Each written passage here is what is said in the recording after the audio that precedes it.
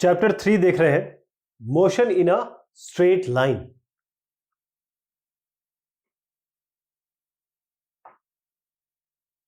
Motion in a straight line के बारे में बात करेंगे। जितनी भी चीजें हैं, चाहे आप देख सकते हो या नहीं देख सकते हो, वो मोशन में है। अब मैं इसको बताऊंगा आपको कि कैसे कोई चीज अगर रुकी भी हुई है तो कैसे वो मोशन में है।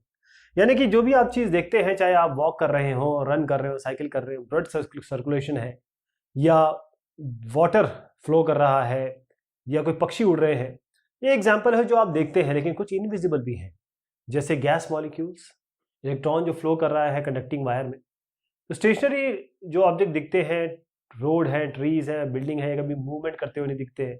बिल्डिंग हमेशा खड़ी है तो खड़ी है, लेकिन ये मूव कैसे कर रही है? क्योंकि अर्थ भी रोटेट कर रहा है, तो उस सापेक्ष में देखेंगे तो ये भी मूव कर रही है। आपका अर्थ, खुद पृथ्वी, सूरज के आजू बाजू चक्कर लगाती है। सन, अब सूरज भी अपने आप मूव करता है, मिल्की वे में वो अपना मोशन है उसका।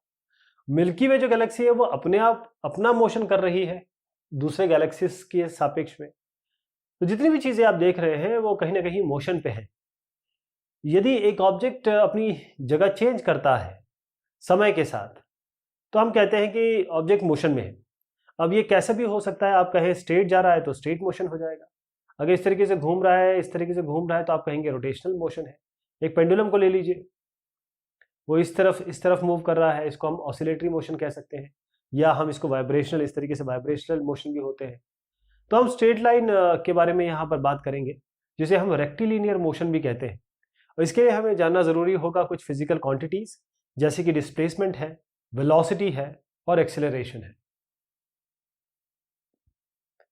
Kinematics, dynamics. काइनेमेटिक्स का मतलब ये होता है कि फिजिक्स की वो ब्रांच जो मोशन को, मूवमेंट को तो समझती है, लेकिन उसके कॉजेस के बारे में, क्यों ये हो रहा है, उसके बारे में कोई जानकारी नहीं देती है। डायनामिक्स ऐसी ब्रांच है फिजिक्स की जो इस मूवमेंट को या मोशन को डिस्क्राइब करती है, साथ में ये भी बताती है कि ये मोशन किस कारण से, किन परिस्थितियों में, किन प्रॉपर्टीज के कारण हो रहा है। तो काइनेमेटिक्स और डायनामिक्स, इनको हम कलेक्टिवली जोड़ लें तो इसको हम मैकेनिक्स कहते हैं।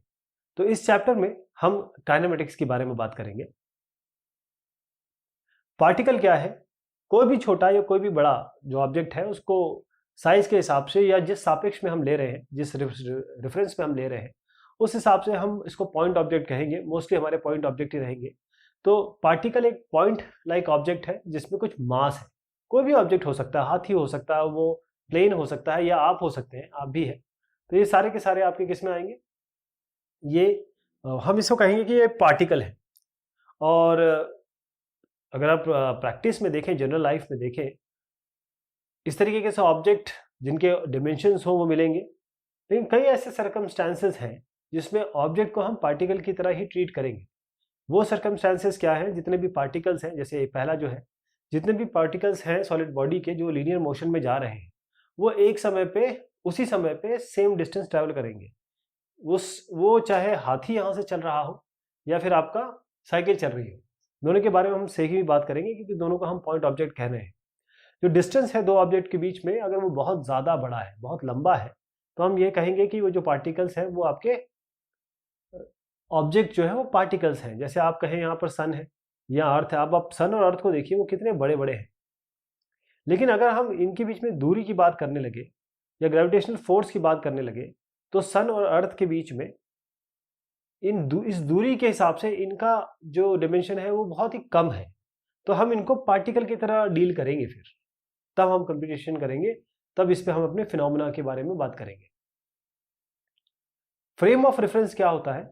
फ्रेम ऑफ रेफरेंस एक बहुत इंपॉर्टेंट चीज है जो आपके ऊपर है, जो आप अपने हिसाब से तय करेंगे। मैं इसका एग्जांपल समझाता हूं कि यहाँ पर आपके पास एक ट्रेन है, और आप समझिए कि ये जो ट्रेन है, ये ट्रेन मूव कर रही है।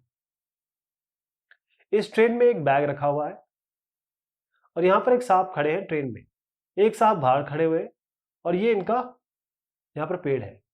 तो इन सांप के हिसाब से जब ट्रेन मूव कर रही है, तो ये बैग और ये सांप दोनों मूव कर रहे हैं, ट्रेन भी मूव कर रही है। लेकिन ये जो सांप है जो ट्रेन के अंदर खड़े हैं, उनके हिसाब से ये जो ऑब्जेक्ट है या बैग है, ये स्टेशनरी है। दूसरी तरीके से देखते हैं, इन साहब की नज़रों में ये जो पेड़ है ये मूव कर रहा है, क्योंकि जब इसे आगे बढ़ेंगे तो ये पीछे की तरफ जाएगा। लेकिन अगर इन साहब की नज़रों से देखा जाए तो ये पेड़ स्टेशनरी है, ये कहीं मूवमेंट नहीं कर रहा है। तो ये फ्रेम ऑफ रेफरेंस के हिसाब से है। इनके लिए, अगर इनके लिए देखा जाए तो फ्रेम ऑफ रेफरेंस ट्रेन है। इनके लिए फ्रेम ऑफ रेफरेंस देखिए आप, ये अर्थ है, पूरा अर्थ है वहां पर खड़े हुए हैं। तो मोशन जो है पूरी तरीके से एक रिलेटिव कॉन्सेप्ट है, जिसमें फ्रेम ऑफ रेफरेंस की बात करना बहुत जरूरी है। और आप फ्री हैं कि कोई भी फ्रेम ऑफ रेफरेंस आप चूज कर सकते हैं। प्लेस और सिचुएशन, जगह और वो सिनेरियो, वो ऐसी परिस्थितियां जहां पर एक ऑब्जर्वर खड़ा होकर ऑब्जर्वेशन ले रहा है या चीजों को जज कर रहा है, उसे हम कहते हैं फ्रेम ऑफ रेफरेंस। अब आपने जो पिछला एग्जांपल देखा उसमें मैं फिर से बताता हूं कि जो बैग है उसके लिए जो पैसेंजर साहब है ट्रेन में, वो उनका पैसेंजर साहब जो है उनके लिए ट्रेन फ्रेम ऑफ रेफरेंस हो गई। लेकिन अगर आप ऑब्जर्वर की बात करें जो रोड साइड पे खड़ा हुआ है, ट्रेन के बाहर है, तो फ्रेम ऑफ रेफरेंस उनके लिए अर्थ हुई, स्टेशनरी अर्थ, जो कि उसके हिसाब से मूव नहीं कर रही है। तो दो टाइप के फ्रेम ऑफ रेफरेंस हो सकते हैं। एक आपका इनर्शियल रेफरेंस फ्रेम होता है, एक नॉन इनर्शियल रेफरेंस फ्रेम होता है, जिसके बारे में हम तफसील से बात करेंगे आगे। पोजीशन, पाथ लेंथ और डिस्प्लेसमेंट। अब किसी भी ऑब्जेक्ट, कोई भी ऑब्जेक्ट है मूव कर रहा है, किस समय पे कहां मूव कर रहा है, T1 पे यहां है, T2 पे यहां चला गया ये ऑब्जेक्ट। तो ये ऑब्जेक्ट कैसे मूव कर रहा है, कहां मूव कर रहा है, इसकी पोजीशन क्या होगी। हमको सबसे पहले एक फ्रेम ऑफ रेफरेंस चाहिए। अब कोई रिस्ट्रिक्शन नहीं है, कोई रूल नहीं है कि आप कौन सा फ्रेम ऑफ रेफरेंस ले रहे हैं, लेकिन हम कन्वीनियंस के हिसाब से अपने लेंगे। सबसे बढ़िया तरीका ये होता है फ्रेम ऑफ रेफरेंस कि हम, ये आपका x हो गया, ये y हो गया, ये z हो गया। तो अब कोई भी ऑब्जेक्ट जैसे यहाँ रखा है तो उसको इस ओरिजिन 0 से लेके चले। इस ओरिजिन का मतलब होता है x यहाँ 0 है, y यहाँ 0 है, z 0 है। लेकिन जैसे आप इस पोजीशन की बात करेंगे या इस पोजीशन की बात करेंगे तो यहाँ x से दूरी, y से दूरी, z से दूरी, ये सारी दूरियां होंगी और उसके कुछ वैल्यूज आएंगी यहाँ पर। जैसे मान लीजिए 15, 10, 11। तो x से दूरी इसकी 15 है, y से 10 है और z से आपकी 11 है। इस तरीके से आप दूरियां यहाँ पर स्थापित कर सकते हैं। तो ये जो रेफरेंस पॉइंट है 0, 0, 0 XYZ एक्सिस है, इसको हम XYZ कोऑर्डिनेट सिस्टम कहते हैं। यहाँ पर हम किसी भी ऑब्जेक्ट को बहुत अच्छे से डिफाइन कर सकते हैं, उसकी पोजीशन डिफाइन कर सकते हैं, वो उसकी लोकेशन डिफाइन कर सकते हैं। अगर आप टाइम भी चाहते हैं, क्योंकि यहाँ टाइम की भी व्यवस्था है, टाइम को भी जानना जरूरी है कि हम पता कर सकें कि कितने टाइम में ये कहाँ गया। तो जब हम टाइम को पता करेंगे तो हमको एक क्लॉक सिस्टम भी अपने सिस्टम में डालना पड़ेगा। जैसे मैंने बताया आपको, डायग्राम से अगर समझाऊं तो ये x है, ये y है, ये z है। ये आपका 0, 0, 0 है, लेकिन अगर आप a की बात करें, आपकी पोजीशन अभी x1, y1, z1 है, तो आप एकदम प्रिसाइसली लोकेट किए जा सकते हैं कि आप किस जगह पे हैं। T1 पे किसी t समय मान लीजिए 2 बज रहा है, यहाँ पर है। उसके बाद आप यहाँ तक पहुंच गए, मान लीजिए 4 बज रहा है और आपने लोकेशन यहाँ पर चेंज की, तो 2 घंटे में आप x1, y1, z1 से लेकर x2, y2, z2 तक पहुंच गए। आपने कुछ कोई ऐसा भी कोई भी कर्व यूज किया, ये जो है ना, ये कर्व जो है कुछ भी हो सकता है। आप स्ट्रेट लाइन भी आ सकते हैं, कर्व भी यूज कर सकते हैं। तो T1 पे आप x1, y1, z1 पे है, T2 पे आप x2, y2, z पे है। तो ये बताता है कि जो पोजीशन है पार्टिकल का, आपका गिवन फ्रेम ऑफ रेफरेंस क्या है। ये 3 या 3D कोऑर्डिनेट्स हो गए, क्योंकि 3 इसमें XYZ 3 कोऑर्डिनेट्स। अगर आप मान लीजिए जैसे आपने कहा मैं 15, 10, 11 पे हूं और मैं यहाँ पर अगले में आया, मैं यहाँ पर हो गया 20, 10, 11। तो ये x ये है, y है, ये है, z ये है। आप देख पा रहे हैं कि y और z चेंज नहीं हुए, y और z दोनों बराबर है, लेकिन x जरूर चेंज हो गया, 15 से 20 हो गया। इसका मतलब जब आप एक ही कोऑर्डिनेट चेंज कर रहे हैं, इसका मतलब आप लीनियर चल रहे हैं। अगर दो में मतलब 15 से 20 हो गया या 10 से मान लीजिए ये भी 20 हो गया, तो आप 2 डायमेंशन में चल रहे हैं, एक डायमेंशन इसका कांस्टेंट है, तो इसको हम कहते हैं 2 डायमेंशन मोशन। जैसे आप देखें कि एक अर्थ रिवॉल्व कर रहा है सन के अराउंड, या फिर आप कैरम बोर्ड पे एक स्ट्राइकर मार रहे हैं, तो ये जो मोशन होता है इसको हम 2 डायमेंशन कहते हैं। लेकिन आप कहें एक बटरफ्लाई है या एक पक्षी है, यूं करके उड़ रहा है, ये एक्स वाई जेड तीनों अपनी डायरेक्शन पोजीशन चेंज कर रहा है किसी फ्रेम ऑफ रेफरेंस से, तो हम ये कहेंगे कि ये 3 डायमेंशनल मोशन में है। तो 1 डायमेंशनल मोशन ध्यान रखिएगा, ये तभी होता है जब कोई एक कोऑर्डिनेट चेंज हो बस। अगर हम जानना चाहें कि स्ट्रेट लाइन में कैसे काम करता है, तो हमको कोई ना कोई एक्सेस चूज करना पड़ेगा। मान लीजिए ये एक्स एक्सिस है, अब जैसे मैंने बताया केवल एक ही एक्सेस चेंज होती है स्ट्रेट लाइन में, तो ये पाथ है आपका, ये पाथ आप मान लीजिए ये पाथ है और ये आपकी एक्सेस है। अब हम क्या करते हैं, एक इनिशियल पॉइंट हमें जरूर लेना पड़ेगा जिसको हम रेफरेंस कहते हैं। ये कन्वीनियंटली हम 0 ले सकते हैं, इस जैसे डायग्राम में आपने लिया। एक चीज जरूर देखने योग्य है कि जब इस डायरेक्शन में जाएंगे तो आप प्लस बोलेंगे, जब इस डायरेक्शन में जाएंगे तो आप नेगेटिव बोलेंगे, इसी तरीके से आप इस डायरेक्शन में जाएंगे तो प्लस बोलेंगे, इस डायरेक्शन में जाएंगे तो आप नेगेटिव बोलेंगे। तो ये जरूर ध्यान रखना होगा, क्योंकि आप अपोजिट डायरेक्शन को भी देखेंगे बट साइन चेंज करेंगे। अब पाथ लेंथ क्या होता है? पाथ लेंथ का मतलब ये होता है कि आप यहां से गए अपने जीजा जी के घर, जीजा जी से घर गए अपनी बहन के घर, बहन किसके घर से आप गए अपने दोस्त के घर, यहां आपने 1 किलोमीटर तय किया है, 2 किलोमीटर, यहाँ 5 किलोमीटर, ठीक। डिस्टेंस कितना ट्रेवल किया आपने? 5, 6, 7, 8 किलोमीटर का डिस्टेंस आपने ट्रेवल किया। ये आपका होता है पाथ लेंथ या डिस्टेंस। लेकिन डिस्प्लेसमेंट कितना है? आप यहाँ से यहाँ गए, यहाँ से यहाँ गए, यहाँ से यहाँ गए। पहली पोजीशन ये थी, बाद की पोजीशन ये थी। यहाँ से यहाँ तक जो डिस्टेंस होगा, यहाँ से यहाँ तक का डिस्टेंस, इसे हम डिस्प्लेसमेंट कहेंगे। यानी कि एक्चुअल पोजीशन क्या चेंज किया आपने, आप यहाँ से मूव करते रहे, फाइनल पोजीशन आपकी क्या है। तो डिस्प्लेसमेंट ये कहलाता है कि आपका यहाँ से यहाँ तक का परपेंडिकुलर डिस्टेंस जो होता है वो आपका डिस्प्लेसमेंट कहलाता है। मान लीजिए आप किसी x1 पोजीशन पे थे t1 पे, और x2 पोजीशन पे गए t2 टाइम में, तो डेल्टा टी कितना हुआ? t2 minus t1। इसी तरीके से पोजीशन कितनी चेंज होगी यहाँ से यहाँ तक? आपकी final position minus initial position, यानी कि x2 माइनस x1। जो पाथ लेंथ या फिर डिस्टेंस या डिस्प्लेसमेंट, ये दोनों की SI यूनिट आपकी मीटर में है। अब जरा समझते हैं कि पाथ लेंथ और डिस्प्लेसमेंट को और दूसरे शब्दों में। अब आप देखिएगा कि एक इस तरीके से कार मूवमेंट कर रही है। अब मान लीजिए इस जगह से कार 20 पे है, यहाँ तक 40 पर गई, फिर 80 तक चली गई, उसके बाद ये वापस घूम के यहाँ C तक दोबारा आ गई।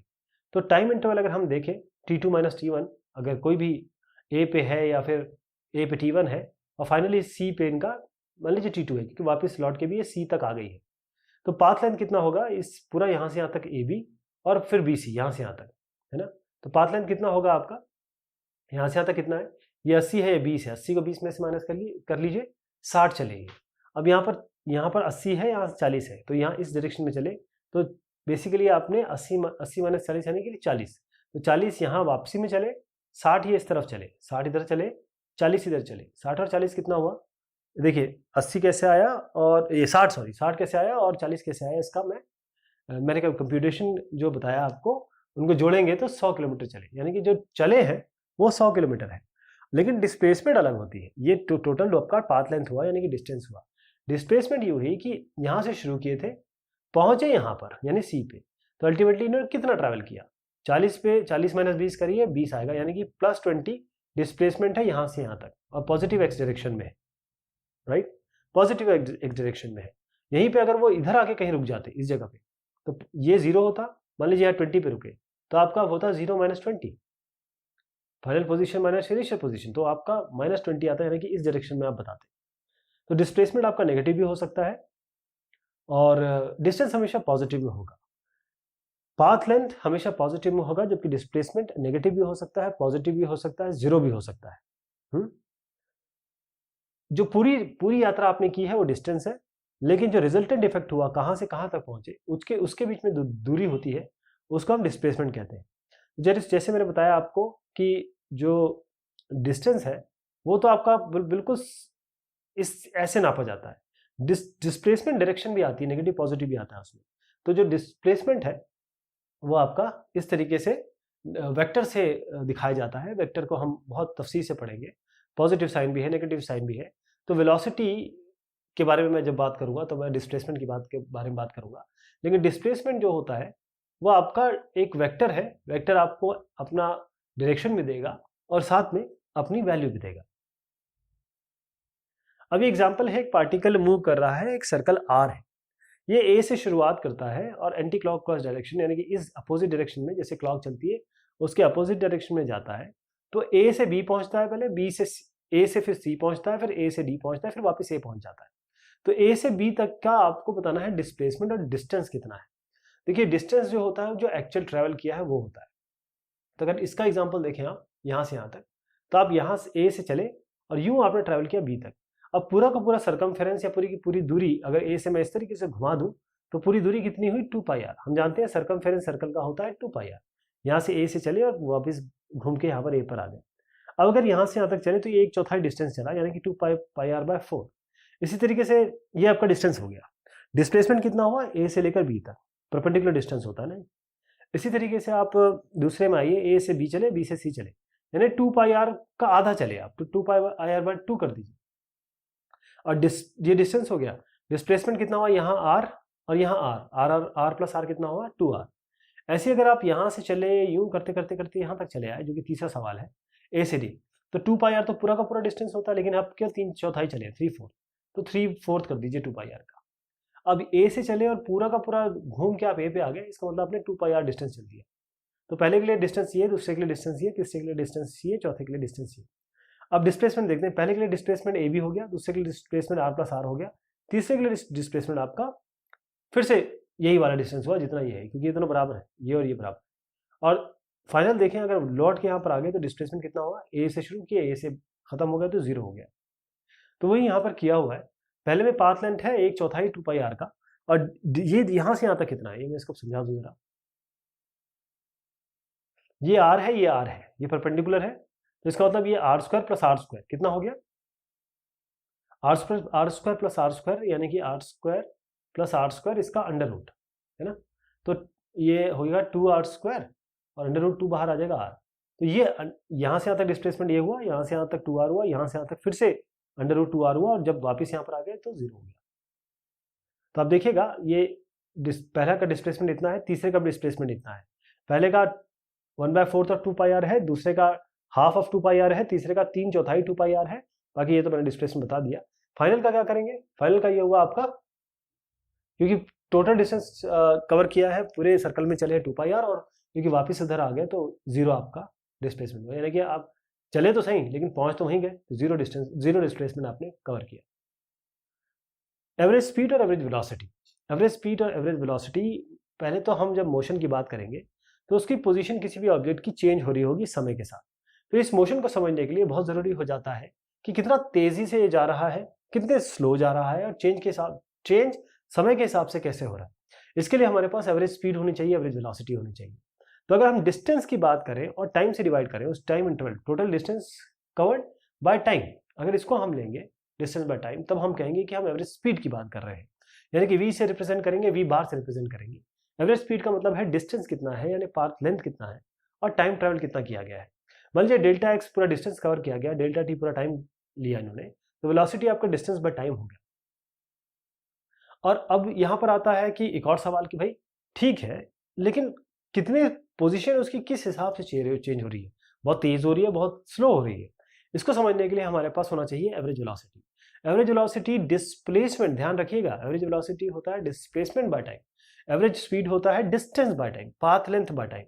तो एवरेज वेलोसिटी होता है displacement by time, x displacement है मानिए, और टी आपका टाइम है, तो ये आपका एक्स बाय टी आएगा। एवरेज स्पीड और वेलोसिटी दोनों के जो ऐसा यूनिट है मीटर पर सेकंड लेते हैं, लेकिन क्योंकि दूरी बहुत लंबी होती है तो किलोमीटर पर आवर में अमूमन इसको नापा जाता है।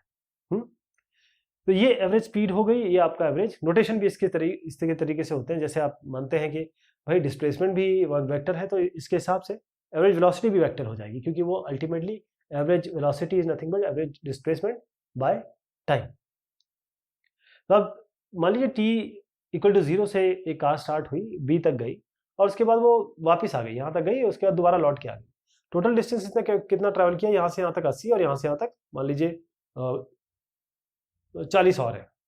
हम इस सवाल को छोड़ते हैं और हम इसी को लेते हुए हम दूसरी चीज़ करते हैं कि भाई यहाँ से यहाँ तक वो गई और लौट के वो आ गई, पूरा डिस्टेंस इन्होंने 100 ट्रैवल किया। क्यों? क्योंकि यहाँ से यहाँ तक ये 60 था, 60 से लेकर ये 40 गए, 100 कुल इन्होंने डिस्टेंस ट्रैवल कर लिया। 100 को डिवाइड कर दीजिए 2 घंटे से, आपका आ गया एवरेज स्पीड। और एवरेज वेलोसिटी कितनी होगी? देखिए ये आए 40 पे और शुरुआत हुए थे 20 से, 40 - 20 करिए 20 आएगा, 20/2 करेंगे, यानी कि जब हमने डिस्प्लेसमेंट लिया, डिस्प्लेसमेंट है 20, उसको डिवाइड किया हमने 2 से, तो आपका 10 किलोमीटर प्रति घंटा आया। यानी कि स्पीड और ये वेलोसिटी दोनों अलग होती है, एक डिस्टेंस पे डिपेंड करती है, एक डिस्प्लेसमेंट पे डिपेंड करती है। और प्लस साइन आपको बताता है एवरेज वेलोसिटी कार का, ये वाला बता रहा है कि पॉजिटिव एक्स डायरेक्शन में आप मूव कर रहे हैं। इसी तरीके से अगर ये मान लीजिए कार जाती है ए बी, फिर सी पे आती है, फिर यहाँ पर ओ तक चली जाती है, राइट। तो एवरेज स्पीड कितनी होगी? देखिए 100 तो यहाँ था ही, हमने अब जैसे पहले लिया 100 तो है ही, फिर यहाँ से यहाँ तक इन्होंने 40 और चल लिया, कुल मिलाकर डिस्टेंस इन्होंने ट्रैवल किया 140 3 घंटे में, 140/3 हुआ 46.6। लेकिन अब देखिएगा कि यहाँ पर ये 0 से शुरू हुई है, लेकिन यहाँ पर आके रुकी है 20 पे, इस जगह पे। तो 0 - 20, क्योंकि ये माइनस में है, 0 - 20 यानी 0 + 20 करना चाहिए था, लेकिन ये -20 है। 0 - 20/3 यानी कि -6.6 आया, यानी कि एवरेज वेलोसिटी इस कार की नेगेटिव एक्स डायरेक्शन में है। तो एवरेज वेलोसिटी पॉजिटिव भी हो सकती है, नेगेटिव भी हो सकती है, जीरो भी हो सकती है, और ये पूरी तरह डिपेंड करता है कि डिस्प्लेसमेंट किस डायरेक्शन में हुआ है, किस जगह पे हुआ है। एवरेज स्पीड या तो वेलोसिटी से बराबर हो सकती है या उससे ज़्यादा हो सकती है। अब एवरेज स्पीड या एवरेज वेलोसिटी का क्या मतलब है? आप देखिए, आप अहमदाबाद से गए वडोदरा, या आप देहरादून से गए मान लीजिए दिल्ली। अब आप यहाँ पर गए, यहाँ पर टोल आ गया, रुक गए। यहाँ पर गए, बड़ा अच्छा एक्सप्रेस वे था, आपने बहुत तेज़ी से चलाई, ये एग्जाम्पल इसके लिए भी है, बहुत तेज़ी से चलाई, और उसके बाद आपने देखा कि यहाँ पर तो कुछ चाय वाय की ज़रूरत पड़ रही है, चाय के लिए रुक गए, 10 मिनट रुक गए। तो आप ये कह सकते हैं कि आपकी एवरेज स्पीड 50 किलोमीटर/आवर रही? नहीं ना। क्यों? क्योंकि किसी जगह बहुत तेज़ चले, किसी जगह आप रुक भी गए, कुल मिला के आपने यहाँ से लेकर यहाँ तक डिस्टेंस कवर किया इस टाइम में। तो वो जो डिवीजन होता है, तब उस हिसाब से हम एवरेज स्पीड नापते हैं, क्योंकि कभी भी एवरेज स्पीड उस तरीके से नहीं होती जैसे हम समझते हैं, क्योंकि कभी रुकना भी पड़ता है, कभी ट्रेन की बात भी ले लीजिए, हवाई जहाज़ की भी बात ले लीजिए, कहीं ना कहीं स्पीड को वेरिएशन करनी पड़ती है। तो अगर आप कह रहे हैं कि 50 किलोमीटर प्रति घंटा है, तो हो सकता है कभी 80 किलोमीटर भी हो रही हो, कभी 0 भी हो रही हो, इसलिए हम स्पीड नहीं कहते, हम एवरेज स्पीड कहते हैं। एक व्हीकल है, डिफरेंट डिस्टेंस, वो डिफरेंट स्पीड से कवर कर रही है एक ही डायरेक्शन में। आपको एक्सप्रेशन निकालना है एवरेज स्पीड का। स्पीड का सीधा मतलब है speed equal to distance by time. आपको एवरेज स्पीड निकालनी है इस व्हीकल की, तो स्पीड कैसे निकालेंगे? आप पूरा डिस्टेंस निकाल लीजिए, पूरा टाइम निकाल लीजिए। अब इन्होंने कहा D1 से लेकर D2 D3 इतना इतना डिस्टेंस ट्रेवल किया। D1 जब डिस्टेंस चले तो V1 कवर किया, D2 जब चले तो V2 किया, और D3 जब चले तो V3 किया, इस तरीके से चलते चले गए। तो अगर आप टोटल डिस्टेंस लेंगे तो D1 + D2 + D3, total time लेंगे तो T1 + T2 + T3। तो एक काम करिए, टोटल टाइम निकालने के लिए T1 + T2 + T3 कर लीजिए। लेकिन हम जानते हैं टाइम क्या होता है। टाइम होता है, अगर हिसाब से निकाला जाए, टाइम होता है डिस्टेंस बाय स्पीड, यानी D1/V1, D2/V2। इसकी जगह हम D1/V1 लिख सकते हैं, इसकी जगह D2/V2, और इसकी जगह D3/V3। तो हमारे पास एवरेज स्पीड क्या आ गई? Total distance by total time. Total distance कितना हुआ? हर डिस्टेंस को ऐड कर दीजिए, टाइम अभी अभी आपने निकाल लिया, D1/V1 + D2/V2, इस तरीके से। अगर हम स्पेशल केस लें, अगर ये पूरा डिस्टेंस है, ये D डिस्टेंस है, ये D डिस्टेंस है, D1 D2 दोनों D है, और आप कह रहे हैं कि यहाँ V1 से चले, यहाँ V2 से चले, तो टोटल डिस्टेंस कितना हो जाएगा? D + D, ये पूरा। और टोटल टाइम क्या हो गया? एक D/V1, एक हो गया D/V2। तो इसको अगर हम ले लें और D कैंसिल हो जाएगा, तो V1 V2/V1 + V2। एक साहब है, वो स्ट्रेट लाइन में जा रहे हैं, कवर करते हैं जो डिस्टेंस, वो आधा V0 पे। आधे टाइम के लिए जो बाकी डिस्टेंस है उसमें उसका आधा वो चलते हैं V1 स्पीड से, और उसका आधा, और बाकी का जो कंप्लीशन के लिए V2 पे चलते हैं। आपको एवरेज स्पीड बतानी है, तो ये कैसे होगा? मैं इसको समझा दूं आपको, सवाल क्या किया गया। पूरा यहाँ से यहाँ तक डिस्टेंस है, ये आधा है, D/2 ये कवर करते हैं T1 टाइम पे, और इनकी वेलोसिटी है V0। बाकी जो D/2 है वो कवर करते हैं 2T टाइम पे। अब 2T क्यों लिया मैं भी बताता हूँ आपको, 2T आपको समझ में आ जाएगा, हमने 2T लिया इसको। और इसका जो वेलोसिटी है, इस D/2 का आधा जो है वो आपका कितना है? V1 वेलोसिटी, यहाँ पर आपने ली V2 वेलोसिटी। तो आप पहले वाले पे आते हैं, इस वाले की बात करते हैं, ये वाले के लिए। इसमें तो बहुत सीधा है, डिस्टेंस होता है एवरेज स्पीड इनटू टाइम, है ना। तो अब देखिए D/2 ये आपका डिस्टेंस हो गया, V0 आपका स्पीड हो गई, और आपका T1 टाइम हो गया। तो T1 कैसे निकलेंगे? D/2 V0, ये तो आपका पहले वाले का T1 आ गया। तो T1 के लिए तो कोई दिक्कत नहीं है, T1 आ चुका आपका। अगले पे आइए, अगले पे यही काम किया, जो D2 डिस्टेंस है वो V1T, मतलब V1T पहला डिस्टेंस हो गया, V2T डिस्टेंस दूसरा हो गया, यानी आधा पोर्शन जो बाकी का था उसमें आधा इन्होंने, ये आपका D/2 पूरा कितना होगा? इसका एडिशन करेंगे वो है V1T, इसका एडिशन करेंगे वो है V2T, दोनों को जोड़ दीजिए, T कॉमन ले लीजिए, तो 2T आ जाएगा, क्योंकि T इधर जाएगा, और V1 + V2 D के नीचे आ जाएगा। 2T हो गया D/V1 + V2। अब आपको समझ में आया 2T क्यों लिया था? ये इसीलिए लिया था क्योंकि जो टोटल डिस्टेंस जो इन्होंने वॉक करने के समय लिया डिस्टेंस, वो कितना हुआ? T1 + 2T2, मतलब इस टाइम में। तो कितना हुआ? वेलोसिटी हो गया total distance by total time. D हमने टोटल डिस्टेंस माना था, T1 + 2T हमारा टोटल टाइम हो गया। T1 की जगह हम ये रख देंगे, 2T की जगह हम ये रख देंगे, यहाँ पर रख दीजिए। दोनों को मतलब थोड़ा सा सॉल्व करिए, रीअरेंज कर लीजिए, क्योंकि डी आपका यहाँ पर कैंसिल हो जाएगा, ये आपका फाइनल वर्डिक्ट आ जाएगा। तो ये पहला पार्ट हमने डिस्कस किया आपके मोशन इन स्ट्रेट लाइन का, और भी बहुत आने वाले हैं। तब तक के लिए शुक्रिया, मेहरबानी आप सभी की।